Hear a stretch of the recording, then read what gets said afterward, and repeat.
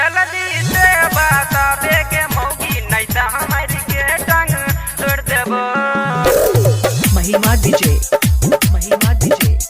जल्दी से बतावे के मौगी नहीं तो हमारी के टांग तोड़ देबो। झकास रिकॉर्डिंग स्टूडियो समस्तीपुर। नया नंबर छौ के करेगे फोन छौ कौन छोरबा से बतियाई छही हे गई नया नंबर छौ के करेगे फोन छौ कौन छोरबा से बतियाई छही। जल्दी से बतावे गे मौगी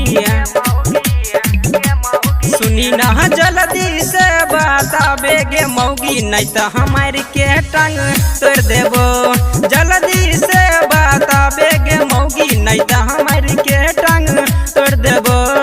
महिमा डीजे जल्दी से बतावे गे मौगी नहीं तो हमारी के टांग तोड़ देबो। जल्दी से बतावे गे मौगी नहीं तो हमारी के टांग तोड़ देबो।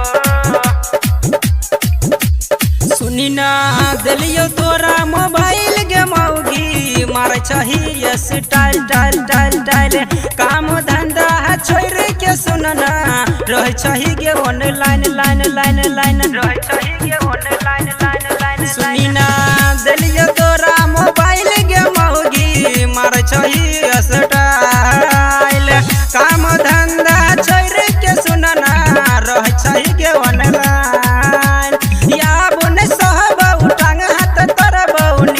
से ऊपर उफार देबो। जल्दी से बतावे गे मौगी सुनी ना जल्दी से बतावे गे मौगी नहीं तो हमारी के टांग तोड़ देबो। जल्दी से बतावे गे मौगी नहीं तो हमारी के टांग तोड़ देबो। महिमा डीजे जल्दी से बतावे गे मौगी नहीं तो हमारी के टांग तोड़ देबो।